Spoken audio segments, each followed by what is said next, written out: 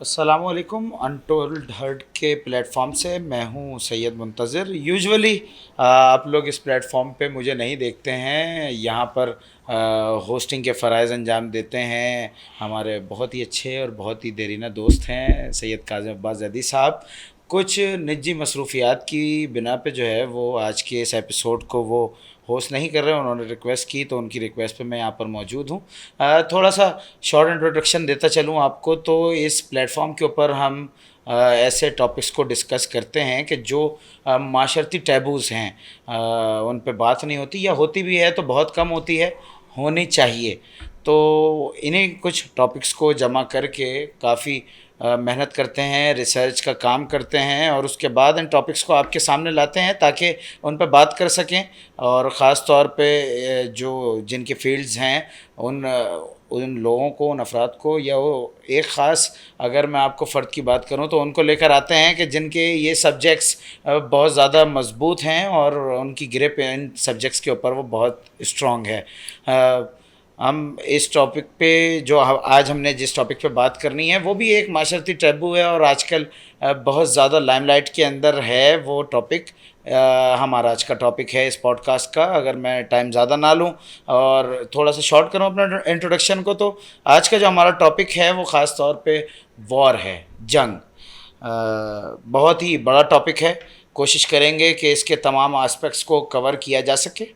और बिना किसी ताख़ीर के मैं जाना चाहूँगा अपने गेस्ट की तरफ।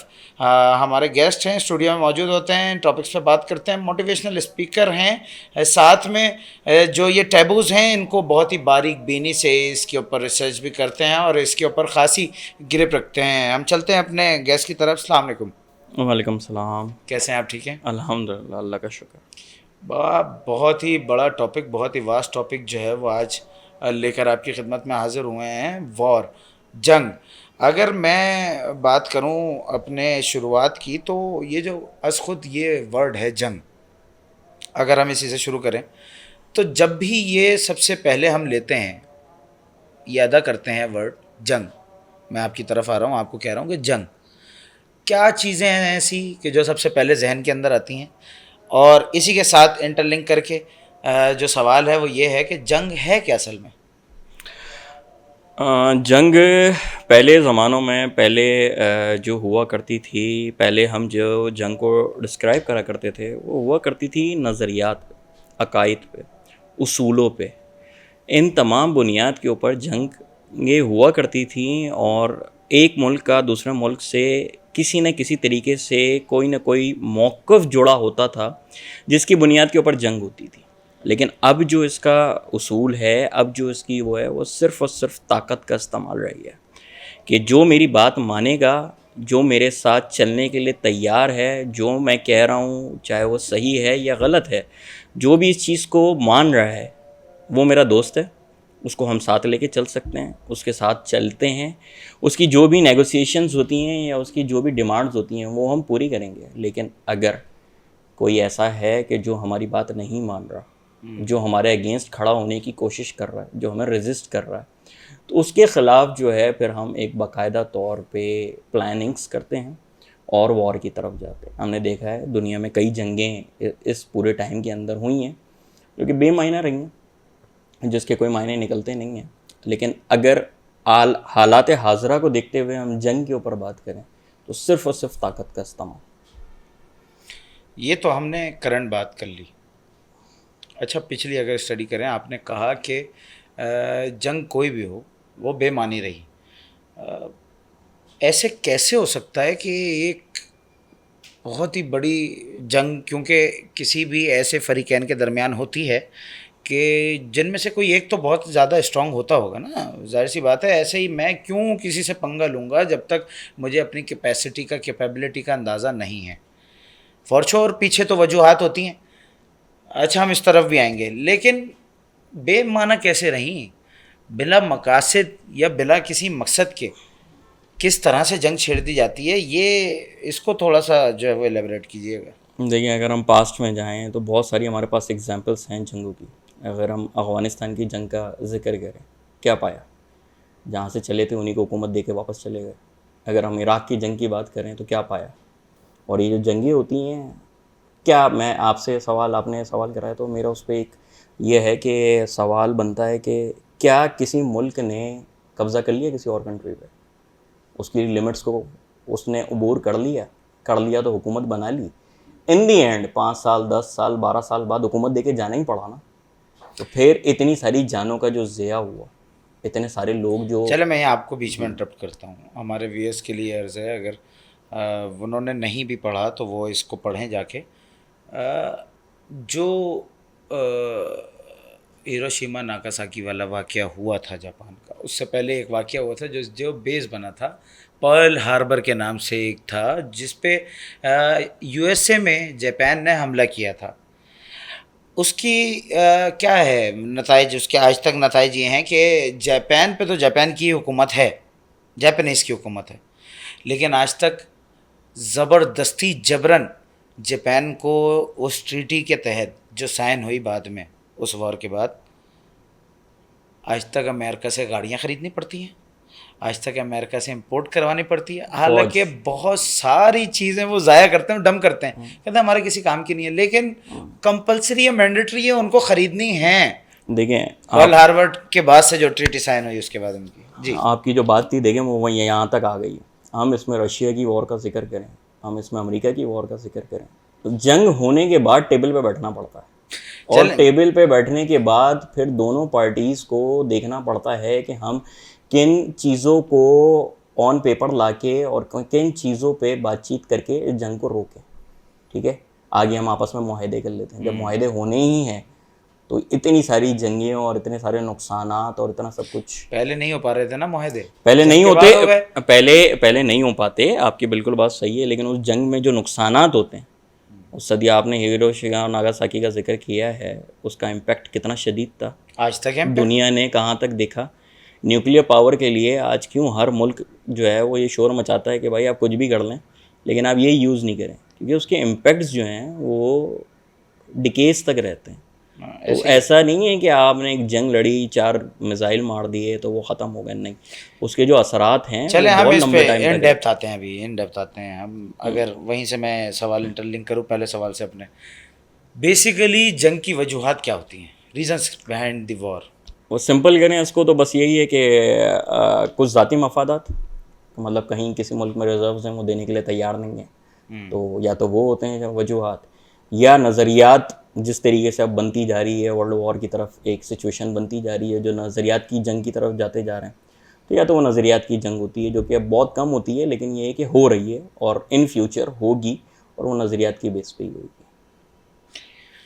अच्छा, ये आज खुद एक सवाल आपने इसमें दे दिया, मैं अपने सीक्वेंस पे रहते हुए इंशाल्लाह आगे वो सवाल करूँगा। मैं अगर बात करूँ कोर, तो वॉर के क्या क्या नुकसानात होते हैं, ड्रॉबैक्स, और क्या क्या फ़वाइद होते हैं, बेनिफिट्स क्या हैं? मुझे आज खुद ये सवाल वैसे बैलेंस नहीं लगा कि बेनिफिट्स ऑफ वॉर, हाँ बेनिफिशरीज ऑफ वॉर एक अलग चैप्टर है, लेकिन अगर हम बात करें तो वही रहते हुए जो हमारे पास डिमांड आ रही है कि फ़वाइद और नुकसानात क्या हैं जंग के। फ़ायदे होते हैं, फ़ायदे उनके होते हैं जो वेपन्स बेच रहे हैं, जो टेक्नोलॉजी का यूज़ कर रहे हैं, खुद नहीं लड़ रहे। आप उन मुल्कों की इकोनॉमीज़ जाके यूरोपियन कंट्रीज़ की उठा के देखें जिन्होंने आज तक कभी वॉर देखी ही नहीं है, वो पूरी दुनिया के ऊपर हुक्मरानी कर रहे हैं, उनका टेररिज्म बड़ा ज़बरदस्त चलता है, उनकी टेक्नोलॉजी बड़ी ज़बरदस्त है, लेकिन वो खुद असला बना के पूरी दुनिया को बेच रहे हैं कि आप लड़ो, और दुनिया लड़ती भी है, कभी किसी बहाने से तो कभी किसी बहाने से। रही नुकसानात की बात, तो इसके इम्पैक्ट इतने ख़तरनाक होते हैं। अगर हम स्टार्ट करें तो हमने बहुत करीब में देखा भी है। सबसे पहले तो हमारा बिज़नेस सेक्टर बढ़ता है, हमारी स्टॉक मार्केट्स, हमारे फ्यूल प्राइजेस, गोल्ड प्राइजेस, ये सब लाइकली हिट करते हैं अपने हायर साइड पे, मार्केट्स क्रश होती हैं, बिजनेसेस क्रश होते हैं, इंपोर्ट एक्सपोर्ट डिस्टर्ब होती है, आपकी मैन्युफैक्चरिंग डिस्टर्ब होती है, ये उन मुल्कों के जहाँ पर वॉर चल रही है, लोग उन कंट्रीज़ में आना पसंद नहीं करते, वहाँ पर ट्रैवलिंग सेफ नहीं होती, वहाँ पे इवेंट्स नहीं होते, वहाँ पे टूरिज़्म नहीं होते, तो ये सब नुकसान आते हैं। फिर जब जंग होती है तो अब वो इतने हैवी हथियारों का इस्तेमाल होता है कि जाहिर सी बात है जब उनकी दिफाई तंजीमों को और चीज़ों को या उनके एसेट्स को नुकसान पहुँचाया जाता है तो उसकी रिकवरी में सालों लग जाते हैं उसकी रिकवरी में। तो नुकसानात तो बहुत शदीद होते हैं और इन जंगों के नुकसानात ही बहुत ज़्यादा होते हैं। हाँ, फ़ायदा चंद मुल्कों के लिए है और बिल्कुल है कि जो ये असला बेचते हैं और जो ये टेक्नोलॉजी बनाते हैं उनका फ़ायदा है। आप मैं मेरा सवाल है कि मैक्सिमम जो कंट्रीज़ हैं लोग जाके इस बारे में पढ़ें, जो कि असला बना रहे हैं, जो कि तैयारे बना रहे हैं, वो ख़ुद कहाँ जंगें लड़ रहे हैं? वो अपनी सरज़मीन पर जंग लड़ रहे हैं या दूसरों की जंगों में मदद कर रहे हैं? तो लोगों को ये बात समझनी चाहिए कि वो जो कि ख़ुद अपनी टेक्नोलॉजी में अपने आप को नंबर 1 कह रहे हैं, अपने बेहतरीन तैयारे बना रहे हैं, अपना सब कुछ, अपनी सरज़मीन पर तो जंग नहीं लड़ रहे, क्योंकि उनको उसके नुकसानात का अंदाज़ा है। अगर किसी शहर में कहीं पे बम आके गिरता है तो वहाँ के क्या नुकसानात होते हैं, वहाँ की शहरी आबादी के लिए कितने नुकसानात होते हैं, ये तो जो लोग रह रहे होते हैं, जो बेयर कर रहे होते हैं। आप जैसे मैं आपको एग्जांपल्स दूँ, बैरूत का क्या हशर कर दिया था, शाम का क्या हशर हो गया, इराक़ का क्या हशर हो गया था इन जंगों में।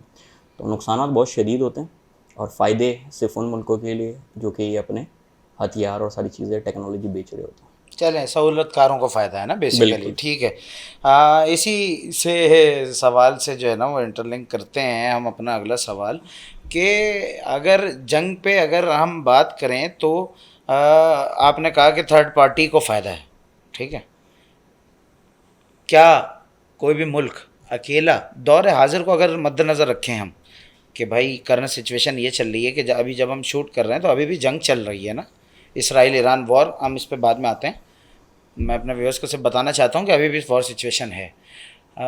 क्या कोई भी मुल्क अकेला जंग लड़ सकता है आजकल के दौर में?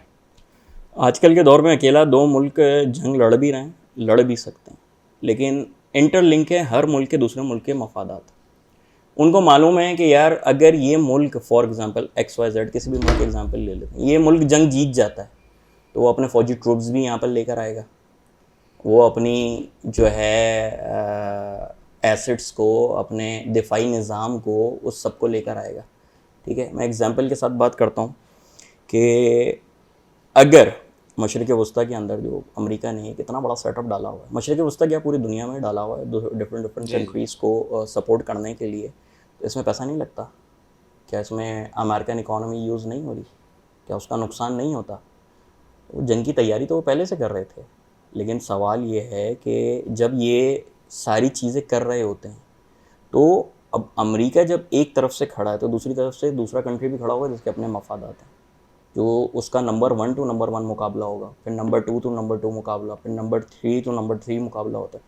तो वो क्या करता है, एक दूसरे को सपोर्ट करते हैं, कहीं वो ऑन फील्ड उतर के सपोर्ट करते हैं, कहीं टेक्नोलॉजी में सपोर्ट करते हैं, और कहीं बज़ाहिर सिर्फ अपना असला और सामान देके सपोर्ट करते हैं, ख़ुद नहीं लड़ते, क्योंकि वो ये बात बहुत अच्छे से जानते हैं कि जिन मुल्कों में जंगें होती हैं, जिनके बॉर्डर्स पे जंगें होती हैं, उसका नुकसानात कितने शदीद होते हैं और उससे रिकवरी में कितना टाइम लगता है।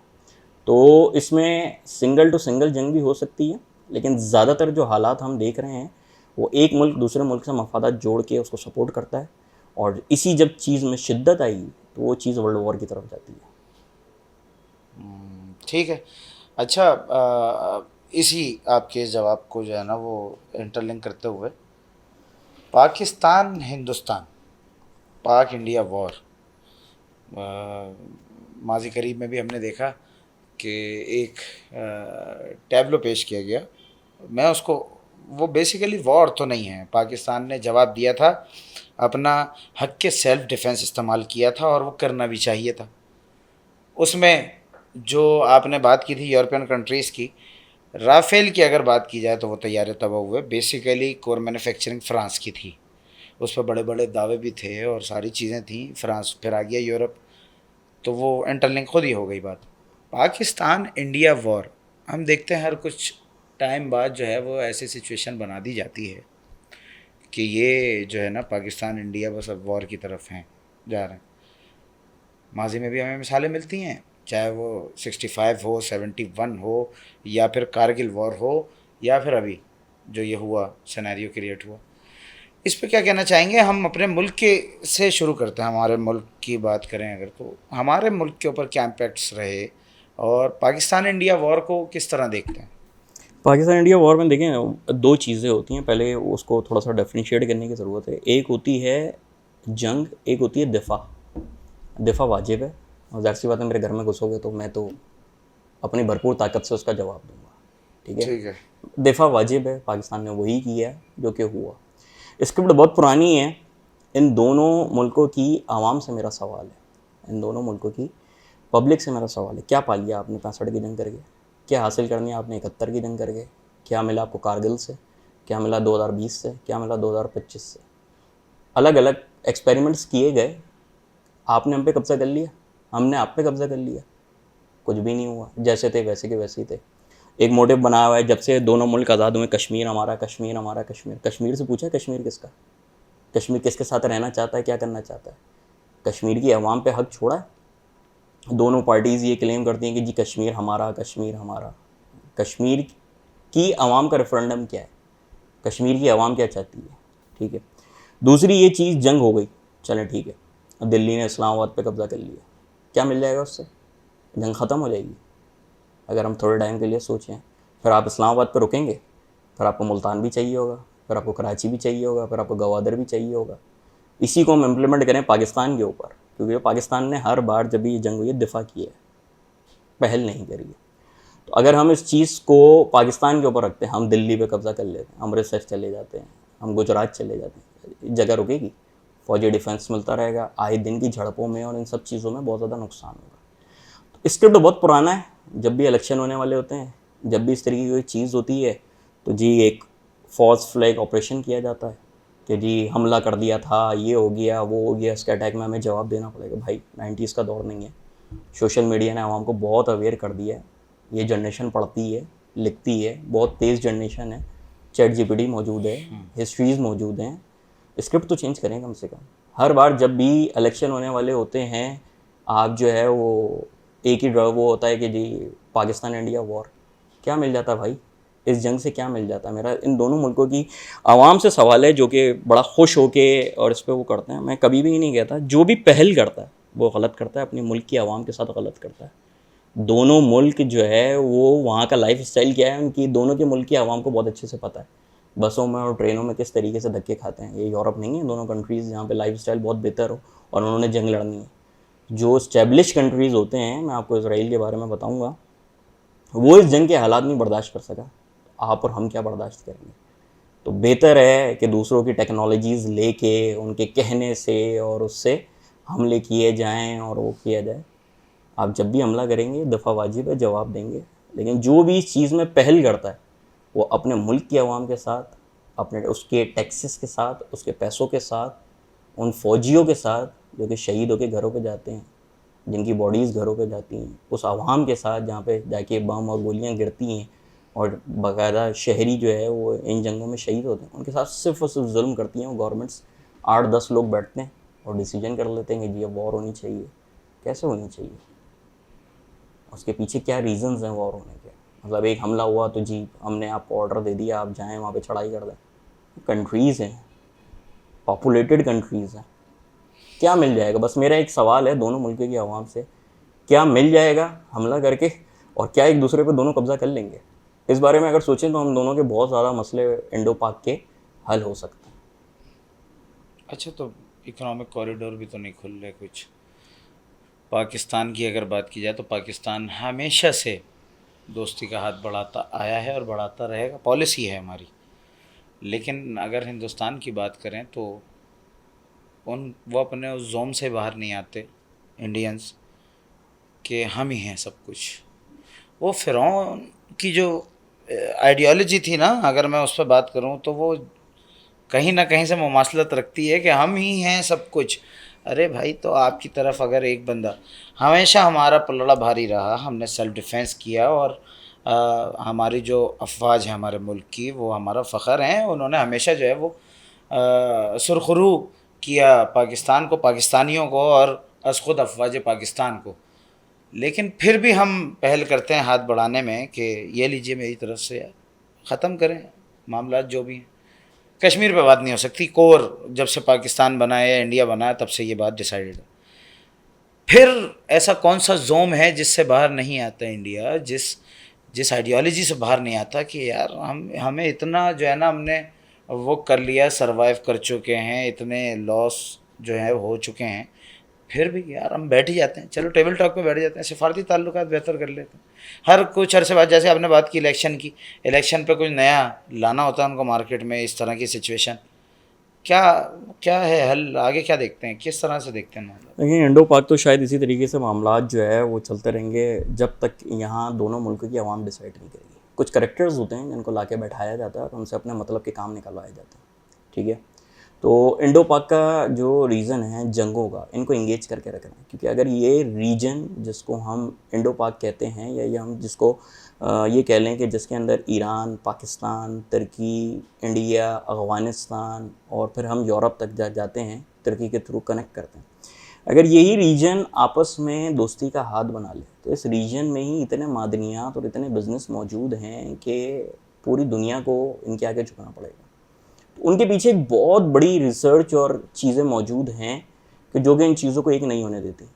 अब आपने कश्मीर की बात करी है, कोई और, या हम टेबल पे क्यों नहीं बैठते, इन सब चीज़ों को इशू बनाया जाता है। हम टेबल पे बैठ जाएंगे तो मसला ही ख़त्म हो जाएगा, फिर हम तिजारत की तरफ जाएंगे, फिर हम अमन की तरफ जाएंगे, फिर हम एक दूसरे के बिज़नेस ग्रो करेंगे, हम एक दूसरे के मुल्क में इन्वेस्टमेंट्स होंगी। अभी इन्वेस्टमेंट्स वो नहीं आती हैं, अभी हमें एक दूसरे को जो है वो एज अ दुश्मन बनाया जाता है।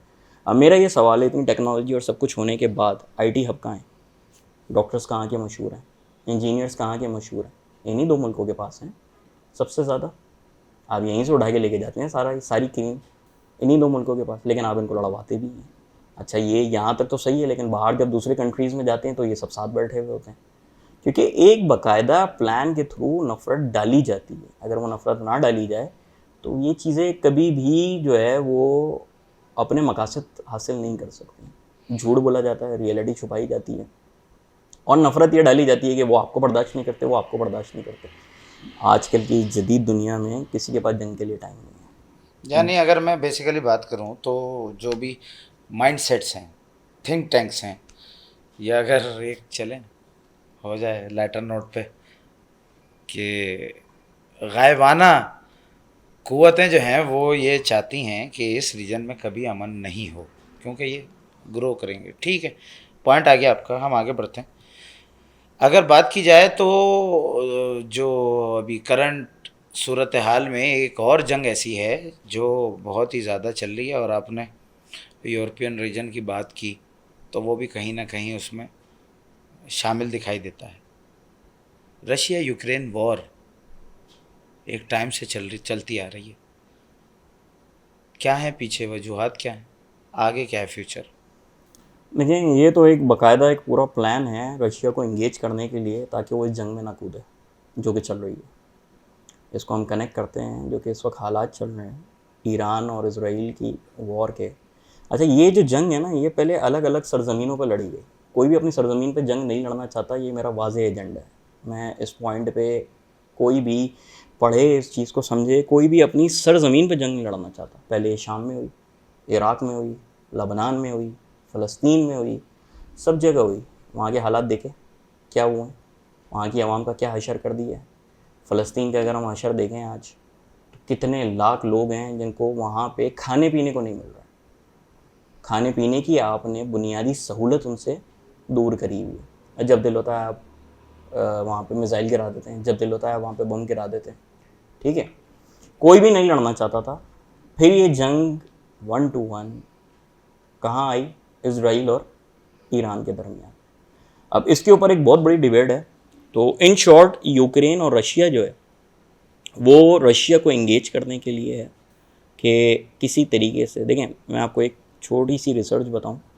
आप देखें, बहुत पुराने टाइम से पूरी दुनिया के अंदर अमेरिका ने एयर बेसिस और मैरीन बेसिस पे कब्ज़ा किया हुआ।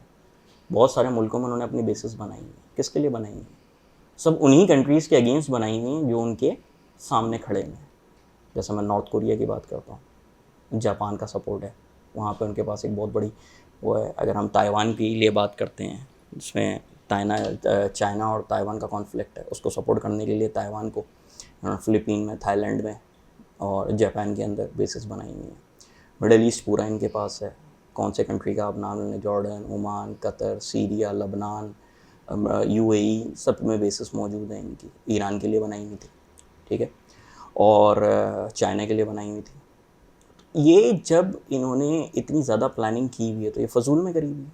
उनको मालूम था, अफ्रीकन कंट्रीज़ की अगर आप बात करें तो अफ्रीकन कंट्रीज़ में उन्होंने नाइजीरिया में, लीबिया में, बहुत सारी कंट्रीज़ हैं अफ्रीकन जहाँ पर उन्होंने ख़ुद बेसिस बनाई हुई है। आया वो बेसिस बनाने में, वहाँ पे जहाज़ खड़े करने में, फ़ौजी रखने में पैसे नहीं लगते, कोई फजूल में ही सारा काम कर रहा है। उसके पीछे एक आइडियोलॉजी थी, they are working, they are prepared, कि इनको मालूम था कि भाई फ्यूचर में हमने एक बहुत बड़ी और एक बहुत अकायद पे मबनी जंग लड़नी है। वो पहले अलग अलग सरजमीनों में हैं। अभी भी मैं इस जंग को अपना ओरिजिन नहीं समझता, हकीकत नहीं समझता। ये जंग जो है वो 1 to 1 होनी है ईरान वर्सेस अमेरिका। इसराइल तो खुद बेचारा कह रहा है कि अमेरिका को आ जाओ बचा लो, जबकि वो मौजूद है। कोई अगर ये कहता है कि इस जंग में अमेरिका मौजूद नहीं है तो मैं समझता हूँ कि शायद ऐसी बात है कि जिसमें आंखें बंद करने वाली बात वो है। मैच्योर नहीं है अभी तक जो भी ये बात करता है। अमेरिका इस जंग में मौजूद है, ऑफिशियली उसने हमला करना है, एक अनाउंसमेंट करनी है।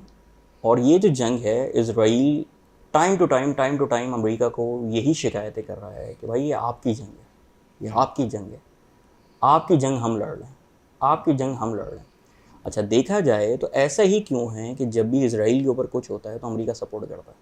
आया वहाँ बहुत ज़्यादा मतलब जो मज़हब के रहने वाले लोग हैं या अकायद के लोग हैं, नहीं ऐसा नहीं है, बहुत ज़्यादा जो जोइश हैं वो आपके इसराइल में रहते हैं। उसके बाद अमेरिका का नंबर आता है, फिर कनाडा, फ्रांस, यूके, वो बहुत माइनर परसेंटेज है। अच्छा, जूइश का पूरा आप फैक्टर उठा लीजिए पूरा, तो इनकी जो पॉपुलेशन है वो 0.2% है। क्रिश्चियनिटी जो है पूरी दुनिया में सबसे ज़्यादा है, लेकिन फिर भी ऐसा होता है कि क्रिश्चियनिटी वाला एक मज़हब वो आके, फ्रांस में क्रिश्चियनिटी सबसे ज़्यादा है, यूरोप में पूरे क्रिश्चियनिटी सबसे ज़्यादा है, वो मज़हब आगे सपोर्ट करते हैं। मज़हबों की एक जंग बहुत ख़तरनाक होती है। मज़हब पे बात करते वक्त भी अपने जुमले बड़े ख्याल से बोलने चाहिए, यहाँ तो लोग कत्ल हो जाते हैं और बाद में पता लगता है उसने तो ये बात ही नहीं बोली थी। तो मज़हब एक बहुत ही एक वो है, लेकिन असल जो फैक्टर है वो जूइश को जब भी सपोर्ट किया जाता है या इसराइल को जब भी सपोर्ट किया जाता है अमेरिका की तरफ से किया जाता है। जबकि उनके मज़हब के, जो मैं पॉइंट देना चाह रहा हूँ ये है कि जबकि उनकी पॉपुलेशन का एवरेज निकाला जाए तो वो बहुत मिनिमाइज परसेंट है जहाँ जूइश रहते हैं, अराउंड 7 मिलियन, ठीक है, इससे ज़्यादा तो इसराइल में रहता है। लेकिन उसके बावजूद भी अमेरिका उसको सपोर्ट करता है। उसके पीछे रीजंस हैं, मनी है, उनके बिजनेसेस हैं। हम बिजनेसेस पे फोकस नहीं करते, उन्होंने किया हुआ है, दुनिया के सारे बिजनेसेस उनके पास हैं, सारी चीज़ें बनाते वो हैं। अभी आपने बाइकआउट्स में भी बहुत सारी चीज़ें देखी होंगी, लोग इस वजह से परेशान हैं कि भाई इसका तो हमारे पास तोड़ ही नहीं है, बदल ही नहीं है, हमारे पास तोड़ ही नहीं है इनके प्रोडक्ट्स का। दूसरा, उनकी जो क्वालिटी है वो क्वालिटी में मीट ही नहीं करते, ठीक है। ये सारे इश्यूज़ हैं जिनको हम नहीं डिस्कस करना चाह रहे, लेकिन असल जो जंग है वो ईरान वर्सेस अमेरिका होनी है। इन फ्यूचर हो, 2 महीने बाद हो, 6 महीने बाद हो, तैयारी उसी की हो रही है, चीज़ें उसी की हैं। ये जंग पहले शाम में भी लड़ी गई, लबनान में भी लड़ी गई, लेकिन अब ये कह लें कि आकलाना फ़ैसला कह लें या अहमकाना फ़ैसला कह लें या टाइम से पहले, एक जाहिर सी बात है जब भी आप किसी जंग में कूदते हैं तो एक रीज़न बनाया जाता है। अफ़गानिस्तान में भी बनाया गया था, तालिबान का, सद्दाम का बनाया गया था इराक़ में, ठीक है। तो यहाँ बनाया गया जौहरी निज़ाम कि इनके पास एक जौहरी हथियार हैं और ये दुनिया को, जबकि आज खुद ही इतने बौखलाए हुए, उनको समझ में नहीं आ रही रिपोर्ट क्या पेश करें। कभी रिपोर्ट पेश करते हैं ईरान जौहरी तनसीबात से और जौहरी यूरेनियम प्रोग्राम बनाने से 3 साल पीछे, कभी कहते हैं उनके पास इतनी टेक्नोलॉजी है कि वो 1 महीने तक, 1.5 महीने तक इस पर बगैर रुके हुए हमले कर सकते हैं। तो दे आर कन्फ्यूज्ड। वो ये समझ रहे थे हम इस जंग में उतरेंगे, ईरान एक 3rd वर्ल्ड क्लास कंट्री है, उनके पास टेक्नोलॉजी नहीं होगी। अच्छा, इस चीज़ में मैं आपको बहुत मज़े की बात बताऊं, मेरे हिसाब से जब भी जंग होनी है तो ये 1 to 1 ईरान वर्सेस अमेरिका होनी है, ठीक है। इसराइल का इतना खासा इसके अंदर करैक्टर ये है कि बेचारा फंस गया वो, मैं तो ये बोलूँगा अमेरिका ने फंसा दिया। तो ये जंग फरियाद भी कर रहा है वो, फरियाद तो करे, देखें जिसने जंग में कुदाया है वो पुकारेगा भी उसी को ना कि रस्सी फेंको, मुझे निकालो यहाँ से। तो जब भी जंग शुरू करनी होती है तो उसके पीछे मकासद बनाए होते हैं, और मकासद बनाए गए जिस तरह अफ़गानिस्तान के लिए बनाए गए थे तालिबान, इराक़ के लिए बनाए गए थे सद्दाम की हुकूमत, और को ख़त्म करना है, जुल्म कर रहा है, जबकि करैक्टर भी उन्हीं का था। ख़ुद करैक्टर बनाते हैं, ख़ुद ख़त्म कर देते हैं यूज़ करके। तो करैक्टर बनने वाले लोगों को समझना चाहिए कि ये यूटिलाइज़ करके आपका क्या असर करते हैं। हिस्ट्री को just like a tissue paper, history को ज़रा सा पढ़ें जो मिडिल ईस्ट के बहुत सारे हुक्मरान हैं वो इनके लिए आज वही हैं और कल क्या उनका असर होना है, तो उस चीज़ को देखें। तो अमेरिका के ईरान के लिए बनाया गया कि जौहरी यूरेनियम और सारी तनसीबात इनकी, तो जबकि आज वो खुद ही रिपोर्ट पेश कर रहे हैं कि जी ईरान तो अभी 3 साल दूर है उस तजर्बे से, ठीक है। ईरान के पास वो टेक्नोलॉजी नहीं है, कभी कहते थे इनके पास इतने मिसाइल नहीं है, कभी कहते थे कि ये सस्टेन नहीं कर पाएंगे। लेकिन मैं आपको इस जंग के अंदर बड़ी ज़बरदस्त सी एक बात बताऊं कि इस जंग को चलते हुए 6 दिन हुए, 8 दिन हुए, इससे पहले भी ईरान इस जंग में मौजूद था हमास और उन सारी चीज़ों के साथ जो कि आया है, सभी को मालूम है। लेकिन अभी तक ईरान ने किसी और मुल्क की टेक्नोलॉजी यूज़ नहीं करी है। अभी तक जितने भी इस जंग के अंदर हथियार यूज़ हो रहे हैं वो सब मेड इन ईरान है। हालांकि आवाम को पता है कि ईरान के जो अलाइज हैं वो तैयार बड़े बैठे हैं। बड़े बड़े मजबूत वो टेक्नोलॉजी रखते हैं जंग की देखें, हवाले से। वो हमने प्रूफ किया है ना अभी, बिल्कुल। चाहे हम इंडिया और पाकिस्तान की वॉर में जो हमने टेक्नोलॉजी यूज़ करी चाइनीज़ टेक्नोलॉजी है, तो वो टेस्ट हुई है, तो वो टेक्नोलॉजी बड़ी ज़बरदस्त है। रशिया जो है सबसे ज़्यादा उसके पास इस वक्त हथियार मौजूद रशिया है। के पास कमाल तो टेक्नोलॉजी। जब इस तरफ बढ़ते हैं नॉर्थ कोरिया, जब अलाइंस कोरिया, बनेगा, बिल्कुल। अफ्रीकन कंट्रीज़ ये सब आएंगे ईरान की तरफ, पूरा यूरोप, मिडल ईस्ट, ये सब जाएगा अमेरिका की तरफ, जो कि हालात नज़र आ रहे हैं, ठीक है। तो जंग 1 to 1 ईरान और अमेरिका की है। कब होती है? 1 साल बाद, 2 साल बाद, 6 महीने बाद, ये एक सवाल है। और इसके लिए ईरान भी तैयार है, अमेरिका भी तैयार है। अब देखते हैं कि ये 1 to 1 जंगें कब स्टार्ट होती हैं। ये बात हो गई, हमने ईरान के अलाइज का जिक्र किया, रशिया, पाकिस्तान और China, north Korea. 57 Islamic countries हैं दुनिया के अंदर, जिनमें से पाकिस्तान और ईरान हटा देते हैं 55 बचते हैं। तारीख गवाह है, अगर व्यूअर्स चाहें तो इस पर स्टडी भी करें, कि अगर किसी इस्लामिक मुल्क पे हमला हो रहा होता है तो वो कंट्रीज़ कुछ भी नहीं बोलते। उस वक्त जब वो इस्लामिक कंट्री पलट के हमला करता है, अपना हक के दिफा जो है वो इस्तेमाल करता है, जो कि यूनाइटेड नेशंस के आर्टिकल्स से साबित है और वाज़ेह है कि किसी भी अगर मुल्क पे, कंट्री पे हमला होता है तो वो पलट के अपना सेल्फ डिफेंस भी कर सकता है और फिर उसको रिटेलिएट भी कर सकता है। यूएन आपको इजाज़त दे रहा। ऐसी सूरत हाल जब भी आती है ना कि जो कंट्री है इस्लामिक कंट्री वो रिटेलिएट करता है, जैसे पाकिस्तान ने भी किया, ईरान ने भी किया, तो वो जो 55 ममालिक हैं इस्लामी ममालिक, उनके अंदर से जो मजबूत होते हैं वो उनको टेबल टॉक पे लाने का काम करते हैं, उनको बिठाने का काम करते हैं। हालांकि बेचारे जब वो शिकार होते हैं हमले का तो ऐसा कुछ भी नहीं होता, लेकिन जब वो पलट के वार कर रहे होते हैं तो उनके वार को कमज़ोर करने के लिए उनको टेबल पे कौन बिठा रहा है लाके? वो जो थर्ड पार्टीज़ हैं, जो मास्टरमाइंड्स हैं, जो पीछे जिनको फ़ायदे होने हैं, वो किसकी तरफ रुजू कर रहे हैं? उन 55 इस्लामिक कंट्रीज़ में से कुछ की तरफ, कि भाई इनको लाओ, टेबल टॉक पे लाओ। क्या कहना चाहेंगे इस अलमिये पर? देखें, इशू ये है हमारा कि मैं इसको 1 वर्ड में डिस्क्राइब करूं, एज अ मुसलमान हमारा हाल ये हो गया है कि वो एक ईरान जो मसलक से जिससे वाबस्ता है उसकी सपोर्ट नहीं की जाए, लेकिन हम यहूदी की सपोर्ट करेंगे उसके अगेंस्ट में।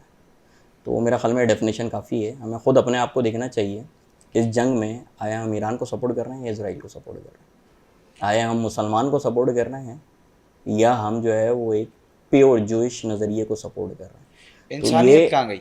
इंसानियत तो देखें, इन जंगों में इंसानियत तो पाँव तले रौंद दी जाती है। जब तक गजा के अंदर जो हाल हुआ, इसराइल जब तक सबके खुद सामने। हमले कर रहा था हॉस्पिटल्स पे, इस पे, यूनिवर्सिटीज़ पे, कॉलेजेस पे, सब जहाँ ओके था। जहाँ दिन होता था वो मालूम होता था। इस्माइल हानिया को उन्होंने जिस तरीके से टारगेट करके टेक्नोलॉजी का, जी, तब तक सारी इंसानियत, हिजबुल्लाह के चीफ को जो उन्होंने टारगेट किया, कई बार हमास की क्रीम क़यादत को, ईरान की क्रीम क़यादत को उन्होंने टारगेट किया, तब इंसानियत नहीं होती है। लेकिन हाँ, जब रिटेलिएट किया जाता है, जब अपने दिफा में जवाब दिया जाता है, तो सारी इंसानियत आ जाती है, सारी वो तंजीमें आ जाती हैं, यूएन आ जाता है, जो कि उन्होंने सो कॉल्ड ख़ुद अपने दिफा के लिए ही इदारे बनाए हुए हैं कि जहाँ से वो ख़ुद ही सपोर्ट लेते हैं। और ये एक बहुत बड़ी मतलब रिसर्च है जिसके ऊपर जितना पढ़ा जाए और वो करा जाए कम है, क्योंकि वो जो काम करते हैं वो बहुत सोच समझ के करते हैं और बहुत साल की आगे की प्लानिंग करके करते हैं। कि यहाँ फंसेंगे तो किस तरीके से बचेंगे, यहाँ फंसेंगे तो किस तरीके से बचेंगे, यहाँ फंसेंगे। यही इंसानी तंजीमें फ़लस्तीन पे कहाँ थी? यही मैं कह रहा हूँ। फ़लस्तीन पे क्यों नहीं फ़लस्तीन शोर गज़ा का मचाया? हाल देखें आप। क्यों नहीं शोर मचाया? आज बच्चे, मैंने उस दिन एक वीडियो देखी, मैं आपकी बात काट रहा हूँ, डिस्टर्ब कर रहा हूँ, सॉरी। एक वीडियो देखी, एक बच्चा बैठा हुआ है, मेरे ख्याल साल सवा साल का होगा, वालिद साहब उसके सामने बैठे हैं। इतने शदीद क्राइसिस हैं कि वो कागज़ का टुकड़ा खा रहा है, कागज़ का टुकड़ा खा रहा है, कान से खून बह रहा है। और वालिद, मैं बेबसी का आलम जो महसूस कर रहा था ना, वो अल्फाज में बयान नहीं हो सकता कि वो उसके चेहरे के क्या तासुरात थे वालिद के। इसका बच्चा कागज़ के टुकड़े से अपना पेट भर रहा है। देखें, इस चीज़ को जो हमने चीज़ें डिस्कस करी है ना, हम उसी से जोड़ते हैं। बहुत अच्छे से होगा कि जब ये हमले दूसरे कंट्रीज़ पे हो रहे होते हैं ना, तब ना इंसानियत नज़र आती है, ना उसूल नज़र आते हैं, ना जंगी उसूल नज़र आते हैं। ठीक है, बस जो होता है वो किया जाता है। कोई इमदाद नहीं पहुंचती गज़ा में, कोई कंट्री इमदाद पहुंचाने के लिए तैयार नहीं होता, क्योंकि प्रेशर। ठीक है, और जो मैंने बात कही थी मोस्ट इम्पॉर्टेंट, कि जब ये जंगें होती हैं तो उसके कॉन्सिक्वेंसेस, उसके नुकसान बहुत शदीद होते हैं। आम लबनान की, शाम की, ईरान की, ये तो थर्ड वर्ल्ड कंट्रीज़ के काउंट होते हैं ना, कि इनका इंफ्रास्ट्रक्चर, ईरान का फिर भी थोड़ा चलें बेहतर है, बाकी तो कंट्रीज़ का नहीं है ना। इसराइल के हफ्ता हाल हो गया एक हफ्ते के अंदर। दुनिया के जदीद शहरों में से जदीद टेक्नोलॉजी रखने वाले बिल्डिंग्स बनाई हुई हैं, बंकर्स बनाए हुए हैं, वहाँ नहीं बच पा रहे। तो ये जब जंग होती है अब तो आयरन डोम भी नहीं बता रहा कि देखें, मिसाइल आ रहे हैं। आयरन डोम तो उन्होंने ईरानी जो टेक्नोलॉजी यूज़ करी है, वो एक साथ तीन उसके अंदर फायर कर रहे हैं। तो वो आइडेंटिफाई नहीं कर पा रहा कि किसको हिट करना है, किसको नहीं, वो सबको हिट कर रहा है। और उसके ऊपर $1 मिलियन का खर्चा होता है एक मिसाइल के ऊपर, उसको इंटरसेप्ट करने के लिए। तो बहुत ही जंग में जो असल चीज़ होती है वो आपकी हिकमत अमली होती है। बिल्कुल। लोग क्या समझते हैं, वही पुरानी सोच जो आज से इनके अजदाद और पुश्तों से चलती आ रही है, कि इनकी क्रीम मार दो, इनके लीडर्स को मार दो, नीचे वाले खुद भाग जाएंगे। बारहा कोशिश करी, लेकिन कुछ नहीं होता। जब अल्लाह की मदद होती है तो आप क्रीम को मार दो या कुछ मार दो, एक के जाने से कुछ नहीं होता, उसके पीछे एक और बंदा तैयार खड़ा हुआ होता। हाँ, थोड़ा बहुत फ़र्क आ सकता है उसके मकासद में, थोड़ी स्पीड स्लो और फास्ट हो सकती है, लेकिन मकासद तैयार खड़े होते हैं। और आपने जो फ़िरौन वाली बात करी थी, ये अपने आप को वक्का फ़िरौन समझते थे कि जी हमें तो कोई हाथ ही नहीं लगा सकता, हम पे तो कोई रिटेलिएट ही नहीं कर सकता, हमें तो उन्होंने बताया रिटेलिएट किया, हम तो जिस जगह बोलोगे वहाँ का बोल के मारेंगे और उतने ही टाइम में मारेंगे, तुम बचा लो। देख लें आप जाके, उन्होंने जितनी आयरन डोम होने के बाद जो दुनिया की सबसे बेहतरीन इंटरसेप्ट की टेक्नोलॉजी है, दावे कि थे। हाँ, रशिया भी उसके S-400 भी उसके बाद आता है, और सारी टेक्नोलॉजी उसके बाद आती है। तो इतनी बेहतरीन टेक्नोलॉजी होने के बावजूद भी मिसाइल अपनी जगह पर सही जाके गिर रहे हैं। तो जब अल्लाह की मदद होती है ना, तो हर फ़िरौन का टाइम आना होता है, और बिल्कुल इनका ऐसे। भी जो है वो टाइम आएगा। चले, इनका तो टाइम आएगा। अगर हम बात करें तो, अगर हम आगे बढ़ते हैं, काफ़ी इन डिटेल्ड बात हो गई हमारी, वॉर पे हमारी बात हुई। मैं आपसे अपना सेकंड लास्ट सवाल रखता हूँ।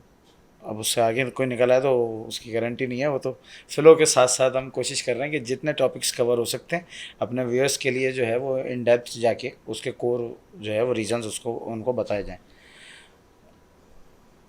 मुस्तकबिल करीब के अंदर दुनिया का मुशाहिदा है, आपने कहा कोई भी एक मुल्क भी लड़ सकता है डायरेक्टली, और इनडायरेक्टली माहौल भी तैयार होता है।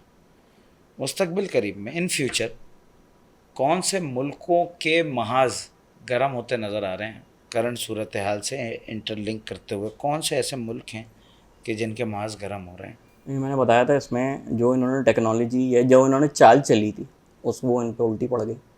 इन्होंने ये कोशिश करी थी कि हम यूक्रेन को फंसा लेंगे, हम जो है वो नॉर्थ कोरिया को फंसा लेंगे, अफ्रीकन कंट्रीज़ को फंसा लेंगे, हम चाइना को फंसा लेंगे ताइवान के साथ, और फिर ईरान को अकेला करके मारेंगे। तो वो सारी चीज़ें इनके ऊपर आ रही हैं उल्टा।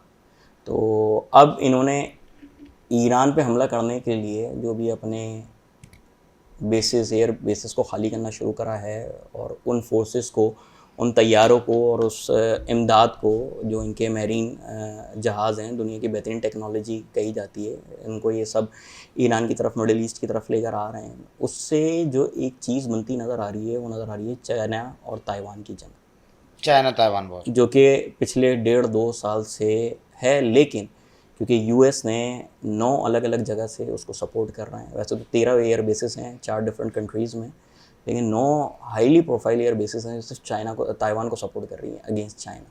वो उनको खाली करनी पड़ रही हैं। जब वो चीज़ें इस तरफ मूव हो रही हैं तो वहाँ से उस तरफ चाइना की तरफ से अटैक नज़र आ रहा है।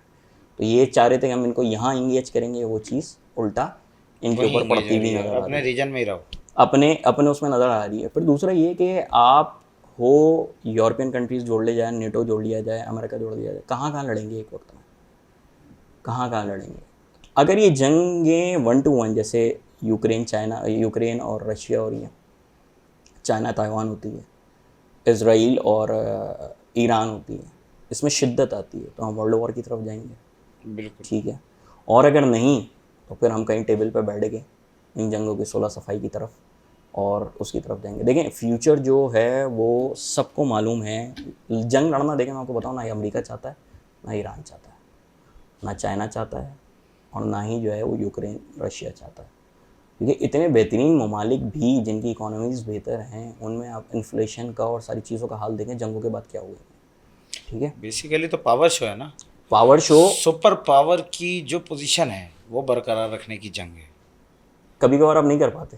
अगर आप रशिया के बारे में जाके पढ़ें तो वो भी एक सुपर पावर था, लेकिन फंसा रहा अफगानिस्तान में, और वो सुपर पावर के सोवियत लकब यूनियन से बेसिक सुपर पावर के लकब से उसको हाथ धोना पड़ा ही है।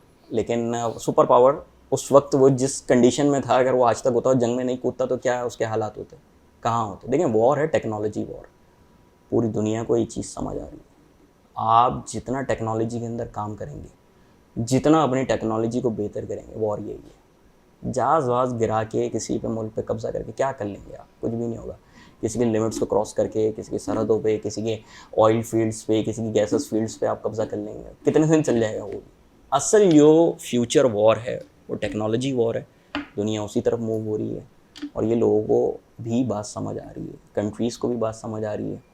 और उसकी मैं एक मुशाहिदा, मतलब ऐसे इस चीज़ को अपनी बात को सपोर्ट करूँगा कि ईरान को ये चीज़ बहुत पहले समझ आ गई थी, तभी उन्होंने जो मिसाइल की टेक्नोलॉजी सब दुनिया को शो करवाई है। दुनिया हैरान है कि यार ये कब से काम कर रहे थे और क्या क्या चीज़ें इनके पास मौजूद हैं। तो टेक्नोलॉजी वॉर है, और उन्होंने भाप लिया था कि आगे जाके टेक्नोलॉजी ही वॉर होनी है, उसने उसको इंक्रीज़ करा। हालांकि इतनी सैंक्शंस थी, दुनिया की इतनी सैंक्शंस थी, लेकिन जब अल्लाह की मदद होती है, जो है ना वो, जब अल्लाह की मदद होती है तो ये सारी चीज़ें, और हर एक फ़िरौन का टाइम आता है। अब मैं अगर किसी के नाम लूँ तो फिर ज़ाहिर सी बात है वो सियासत की तरफ और मज़हब की तरफ चीज़ें चली जाती हैं, लेकिन हर फ़िरौन का एक टाइम आता है और अल्लाह मदद करता है। मूसा आते हैं, वो सबकी मदद करते हैं। ठीक है, फ़िरौन का काम उतारते हैं, अपनी जो भी आपकी उनकी आवाम होती है उसको निजात दिलाते हैं। तो इनका भी टाइम है। और असल जो ये जंग है जिसको मैं देख रहा हूँ, वो नज़रिए की जंग पे ख़त्म होगी। दो मौक़िफ़ इसके अंदर बहुत स्ट्रॉन्ग है जिसको दुनिया निगलेक्ट कर रही है, जी बिल्कुल, आगे जाके देखेगी। वो क्या है? इज़राइल पूरी अपनी कोशिश करता है, ज्यूइज़्म है वो मानते हैं, खुल के बोलते हैं कि वो दज्जाल के आने की तैयारी कर रहे हैं और उसी के लिए राहें हमवार कर रहे हैं और उसी से मदद मांगते हैं। अच्छा ये बिल्कुल ये अलग टॉपिक भी है हमारा। हो सकता है, बात की जाए तो हो सकता है, लेकिन मेरे ख्याल में ये वॉर भी बहुत लंबा हो गया है। और देखते हैं दज्जाल पे इंशाल्लाह अगर हाँ हमें हमारे व्यूअर्स ने जो है ना वो कमेंट्स किए और मोहब्बतें दी तो इंशाल्लाह इस पे एक प्रोग्राम करेंगे पूरा, जिसमें बरमूदा और ये सारे जितने जो है वो इंटरलिंक हैं दज्जाल से टॉपिक्स, इसको कवर करते हैं फिर। जी अरे ये कुछ है वो आइडियोलॉजी, चलें इस पे हम बाद में बात करेंगे। कुछ चीज़ें नेगेटिव बनाई भी जाती हैं। जी तो खैर कहने का मकसद ये है कि जूइश अपनी प्योर आइडियोलॉजी पे काम कर रहे हैं, दज्जाल से मदद मांग रहे हैं, दज्जाल को बुला रहे हैं। अगर आप थोड़ा सा इसके बारे में पढ़ें, इल्यूमिनाटीज़, फ्री माइसन्स, तो बाकायदा खुल के कहते हैं कि हम शैतान से मदद मांग रहे हैं। तो वो दज्जाल को बुला रहे हैं, उनका एक अकीदा है कि दज्जाल आएगा, उनको बचाएगा। वो अपने उस मज़हब पे कायम है, अपने उस अकीदे पे कायम है। इसके अगेंस्ट यहाँ ईरान जंग लड़ रहा है, वो अपने नज़रिए अकीदे की जंग लड़ रहा है कि इमाम मेहदी आएंगे, वो बचाएंगे। यहाँ जूइश जंग लड़ रहे हैं, वो अपने अकीदे और अपने नज़रिए की जंग लड़ रहे हैं कि दज्जाल आएगा और वो बुलाएगा। और एंड की जो जंग है वो यही नज़रिए और अकीदे और बुनियाद की जंग पे ख़त्म होगी। चलें, ये बहुत अच्छा पॉइंट दे दिया हमारे व्यूअर्स के लिए।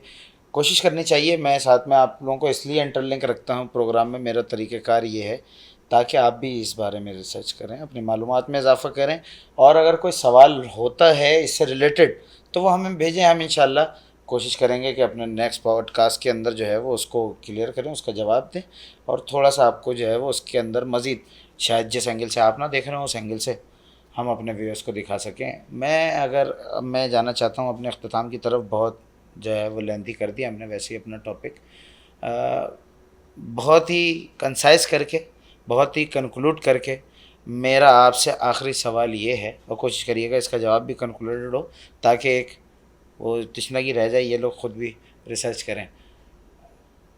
फ्यूचर है कोई जंग का, कभी फ्यूचर रहा है या फ्यूचर, मैं इसको थोड़ा सा चेंज करता हूँ, जंग का फ्यूचर होता है या नहीं होता? जंग के बाद भी हमें टेबल पे बैठना पड़ता है, मुआहदे करने पड़ते हैं एक स्टेज पे जाने के बाद। मैंने आपको बताया, उसकी एग्जांपल्स भी दिए है। पूरा पाकिस्तान हासिल नहीं कर सकते, पूरा इंडिया हासिल नहीं कर सकते, तो ऑन द टेबल जाना पड़ता है, बैठ के बात करनी पड़ती है। और जो हालात बन रहे हैं वो वर्ल्ड वॉर की ही तरफ जा रहे हैं, चाहे वो आया खुल के तमाम ममालिक एक दूसरे की सपोर्ट करें अलाइंस बना के, या अपने वेपन्स और टेक्नोलॉजीज से, लेकिन हालात जो हैं वो इसी तरफ मूव हो रहे हैं। उसके बाद जाहिर सी बातें बैठ के बात ही होती है जब नुकसानात हो जाते हैं, बहुत सारे नुकसानात पहुंचा लिए जाते हैं। जो मुल्क बहुत ज़्यादा ये फील करता है कि हमें भाई हमने इस जंग में बहुत ज़्यादा नुकसान उठा लिया है, तो वो कहता है बस ठीक है, हम मुज़ाकरात के टेबल पे आते हैं। और जिसका अपर एंड होता है वो कहता है अभी तो पार्टी शुरू हुई, अभी तो मैं और मारूंगा। तो जो कि इस कंडीशन में नज़र भी आ रही है कि एक मुल्क जो है वो रुकने का नाम ही नहीं ले रहा, और वो कह रहा है कि जब तक मैं अपने इंतकाम को नहीं पहुंच जाऊंगा तब तक वो करूंगा। तो वॉर का फ्यूचर नज़र आ रहा है इन फ्यूचर कि वॉर ये शदीद होगी, संगीन होगी, और फिर उसके बाद जाके जो मुआहदे और सारी चीज़ें होती हैं उससे कंक्लूजन निकाली जाएगी टेबल पे बैठ के।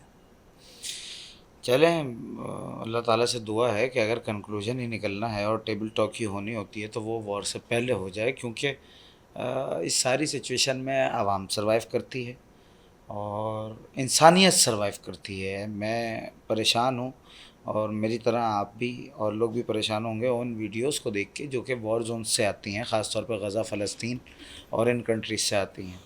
यहाँ पैरेलल नहीं होता मामला, एक बिल्कुल ही डिफरेंट सिनेरियो होता है। कोशिश हमारी यही थी आखिर में कि अब मैंने पहले भी बताया कि उन टैबूज़ को डिस्कस करें अपने इस प्रोग्राम के अंदर जिन पे बात नहीं होती, या जिन पे बात होती भी है और खुल के नहीं हो पाती। हमने कोशिश की कि वॉर के डिफरेंट सिनेरियोज़ पे बात की जाए, वॉर की डिफरेंट सिचुएशंस पे बात की जाए, जो करंट सिचुएशंस चल रही हैं वॉर से इंटरलिंक करती हुई उन पे बात की जाए। आपको बहुत ही ज़्यादा डिस्क्रिप्टिव आज के हमने इस टॉपिक के अंदर चीज़ों को कवर किया। कोशिश यही होगी कि इंशाल्लाह अगले एपिसोड के अंदर भी कोई किसी इसी तरह के टॉपिक के साथ हाज़िर हों। अगर आपके कोई सवालात हैं तो अपने कमेंट्स के अंदर हमारे वीडियोस पे जो कमेंट सेक्शन के अंदर उनसे आप सवाल कर सकते हैं। इंशाल्लाह नेक्स्ट पॉडकास्ट के अंदर आपके उन सवालात को भी लिया जाएगा, कवर किया जाएगा, उनके जवाबात लिए जाएंगे और कोशिश ये की जाएगी कि आपको मज़ीद जो है ना वो इस तरह की अवेयरनेस प्रोवाइड की जा सकें। आपकी सपोर्ट के बिना कोई भी एफ़र्ट मुमकिन नहीं हो सकती। काइंडली आपसे रिक्वेस्ट है कि हमारे YouTube channel, Facebook page, TikTok पे हमारे पेज को, और उसके अलावा इंस्टाग्राम पे जो भी हमारे प्लेटफॉर्म्स हैं, डिफरेंट प्लेटफॉर्म्स पे हमारे जो है वो द अनटोल्ड हर्ट के नाम से जो है वो मौजूद हैं चैनल्स, पेजेस और डिफरेंट चीज़ें, प्रोफाइल्स। उनको लाइक करें, सब्सक्राइब करें, शेयर करें और स्प्रेड करें, पॉजिटिविटी को स्प्रेड करें ताकि इन चीज़ों में हमारी हौसला अफजाई हो सके और इस चीज़ को हम मज़ीद अपने इस सिलसिले को और मज़ीद तेज़ कर सकें, फास्ट कर सकें और आगे बढ़ा सकें। इंशाल्लाह नेक्स्ट पॉडकास्ट के अंदर दोबारा आपसे मुलाकात होगी। तब तक के लिए अपने और सैयद मुंतज़िर और हमारे गेस्ट को दीजिए इजाज़त। अल्लाह निगहबान।